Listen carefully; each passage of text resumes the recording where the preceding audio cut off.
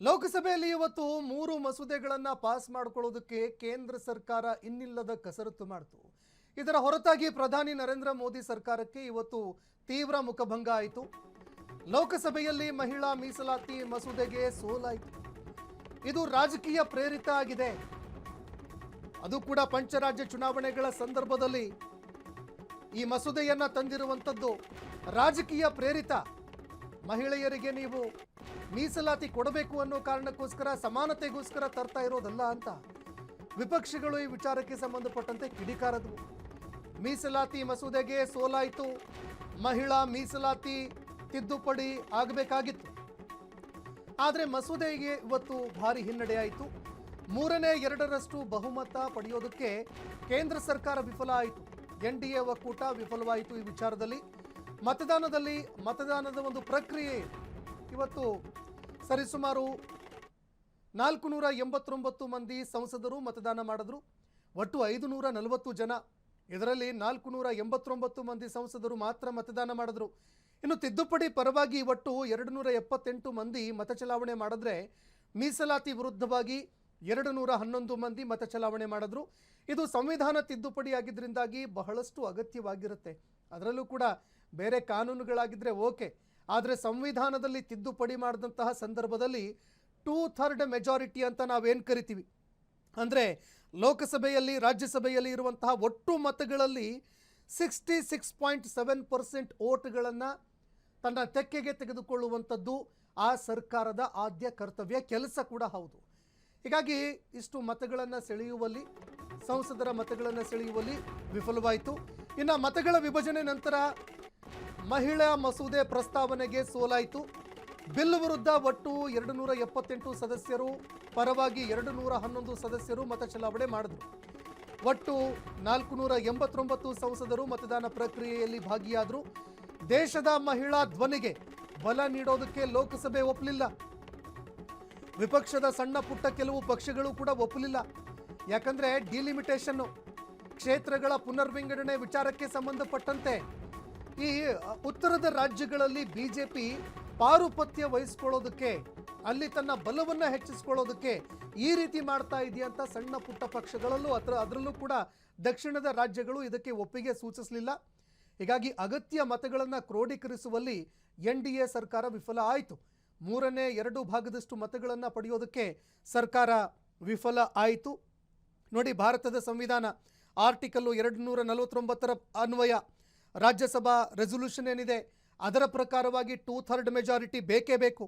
Article 368 constitutional ಅಮೆಂಡ್ಮೆಂಟನ್ನು ಮಾಡಬೇಕಂತಂದರೆ ಅದಕ್ಕೆ, ಅಂದರೆ ಸಂವಿಧಾನದಲ್ಲಿ ತಿದ್ದುಪಡಿ ಮಾಡಬೇಕು ಅಂತಂದರೆ ಅದಕ್ಕೆ 2/3 ಮೆಜಾರಿಟಿ ಕಂಪಲ್ಸರಿ ಬೇಕೇ ಬೇಕು.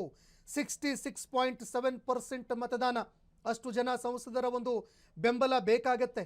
ಆದರೆ ಅದನ್ನು ಪಡೆಯುವಲ್ಲಿ ಈಗ BJP ಸರ್ಕಾರ, NDA ಸರ್ಕಾರ ವಿಫಲ ಆಗಿದೆ.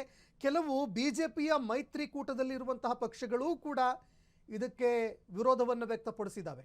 ಅಂದರೆ ದಕ್ಷಿಣದ ರಾಜ್ಯಗಳಲ್ಲಿ ಇರುವಂತಹ ಕೆಲವು ಸರ್ಕಾರಗಳು NDA ಜೊತೆಗೆ ನಿಲ್ಲೋದಕ್ಕೆ ಹಿಂದೆ ಸರಿದವು. ಹೀಗಾಗಿ NDAಗೆ ಇವತ್ತು ತೀವ್ರ ಮುಖಭಂಗ ಆಯಿತು.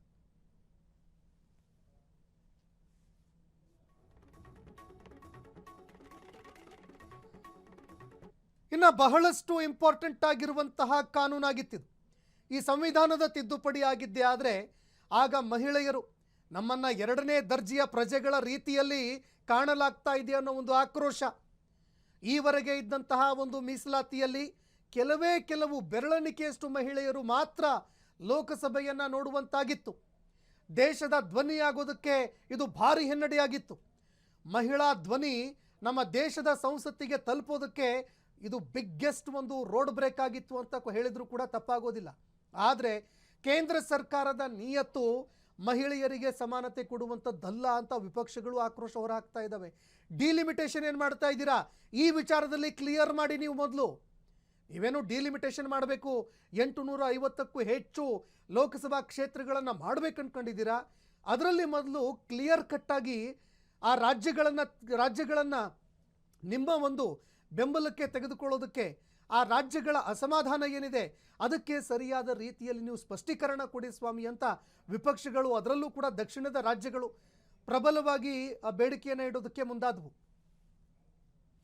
ಈ ಬಗ್ಗೆ ಮತ್ತಷ್ಟು ಮಾಹಿತಿ ಕೊಡ್ತಾರೆ ಪ್ರತಿನಿಧಿ ಮಾರುತಿ ಫೋನ್ ಸಂಪರ್ಕದಲ್ಲಿ ಜಾಯ್ನ್ ಆಗಿದ್ದಾರೆ. ಮಾರುತಿ, ಇವತ್ತು ಬಹಳಷ್ಟು ಸ್ವಾರಸ್ಯಕರವಾಗಿರುವಂತಹ ಬೆಳವಣಿಗೆಗಳಾಯಿತು ಲೋಕಸಭೆಯಲ್ಲಿ. ಅದರಲ್ಲೂ ರಾಹುಲ್ ಗಾಂಧಿಯವರು ಕೂಡ ಸ್ವಾರಸ್ಯಕರವಾಗಿ ಮಾತನಾಡಿದ್ರು. ಪ್ರಧಾನಿ ನರೇಂದ್ರ ಮೋದಿ ಅವರು ವಿಪಕ್ಷದ ನಾಯಕರನ್ನ ಅಣ್ಣ ತಮ್ಮಂದಿರು ಅಂತ ಮಾತನಾಡಿದ್ರು. ಇಷ್ಟೊಂದು ಸ್ವಾರಸ್ಯಕರ ಒಂದು ಚರ್ಚೆ ಕಳೆದ ಒಂದು 8-10 ವರ್ಷಗಳಲ್ಲಿ ಕಾಣೋದಕ್ಕೆ ಸಿಕ್ಕಿರಲಿಲ್ಲ.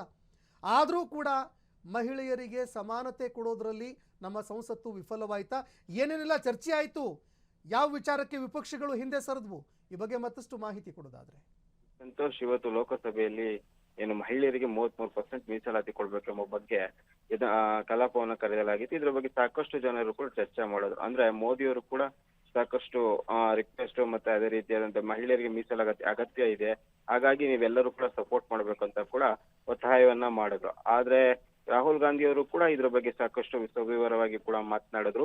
ಪ್ರಮುಖವಾಗಿ ದಕ್ಷಿಣ ರಾಜ್ಯದ ಸಂಸದರು ಅಂದ್ರೆ ಕೆಲ ಬಿಜೆಪಿಯನ್ನು ಹೊರತುಪಡಿಸಿ ಕಾಂಗ್ರೆಸ್ ಏನಿದೆ ಮತ್ತೆ ಅದೇ ರೀತಿ ಇತರೆ ಪಕ್ಷಗಳಿದೆ, ಅವರು ಕೂಡ ಇದಕ್ಕೆ ಪ್ರಮುಖವಾಗಿ ಏನು ಲೋಕಸಭಾ ಸಂಬಂಧಪಟ್ಟಂತೆ ಜನಸಂಖ್ಯೆ ಆಧಾರದ ಮೇಲೆ ಲೋಕಸಭಾ ಕ್ಷೇತ್ರಗಳ ವಿಂಗಡಣೆ ಮಾಡುವ ಬಗ್ಗೆ ಮಾತ್ರ ವಿರೋಧವನ್ನ ವ್ಯಕ್ತಪಡಿಸಿದ್ರು. ಯಾಕೆಂದ್ರೆ ಇದು ದಕ್ಷಿಣ ಭಾರತಕ್ಕೆ ಅನ್ಯಾಯ ಆಗುತ್ತೆ, ಉತ್ತರ ಭಾರತಕ್ಕೆ ಬೇಕಾದಂತ ರೀತಿಯಾದಂತಹ ಲೋಕಸಭೆ ವಿಂಗಡಣೆ ಆಗುತ್ತೆ, ಮತ್ತೆ ಆದ್ರೆ ದಕ್ಷಿಣ ಭಾರತಕ್ಕೆ ಮಾತ್ರ ಅನ್ಯಾಯ ಆಗುತ್ತೆ. ಇದಕ್ಕೆ ಸಂಪೂರ್ಣವಾದ ವಿವರ ಆಗಿರ್ಬೋದು ಮತ್ತೆ ಮಾಹಿತಿಯನ್ನ ನೀಡಿದ ನಂತರವೇ ಇದಕ್ಕೆ ನಾವು ಅಂಕಿತ ಹಾಕೋದಂತ ಅಂದ್ರೆ ಮತ ಚಲಾಯಿಸೋದಂತ ಕೂಡ ಹೇಳಿದ್ರು. ಇದರಿಂದಾಗಿ ಇದು ಸಾಕಷ್ಟು ಕುತೂಹಲ ಮೂಡಿಸಿದೆ. ಯಾಕೆಂದ್ರೆ ನಿನ್ನೆಯಿಂದಲೂ ಕೂಡ ಇದ್ರ ಬಗ್ಗೆ ಸಂಪೂರ್ಣವಾಗಿ ಚರ್ಚೆ ಆಗ್ತದೆ.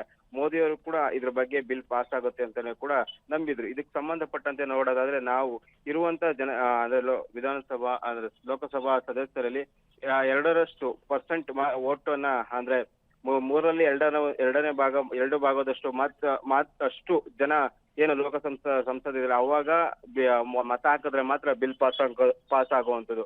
ಇದರಿಂದಾಗಿ ಇದಕ್ಕೆ ಇಷ್ಟು ಜನ ಮತ ಸಂಖ್ಯೆ ಆಗುತ್ತಾ ಎಂಬುದು ಕೂಡ ಸಾಕಷ್ಟು ಚರ್ಚೆ ಆಗಿರುವಂಥದ್ದು. ಇದರಲ್ಲಿ ಸಂತೋಷ್. ಓಕೆ, ಧನ್ಯವಾದಗಳು ಮಾರುತಿ ನಿಮ್ಮೆಲ್ಲ ಮಾಹಿತಿಗೆ. ಕ್ಷಣ ಕ್ಷಣದ ಸುದ್ದಿಗಳಿಗಾಗಿ ಫ್ರೀಡಂ ಟಿವಿ ಸಬ್ಸ್ಕ್ರೈಬ್ ಮಾಡಿ, ಲೈಕ್ ಮಾಡಿ ಹಾಗೂ ಫಾಲೋ ಮಾಡಿ. ಹೊಸ ಸುದ್ದಿಗಳ ನೋಟಿಫಿಕೇಶನ್ಗಾಗಿ ಬೆಲ್ ಐಕಾನ್ ಮೇಲೆ ಕ್ಲಿಕ್ ಮಾಡಿ.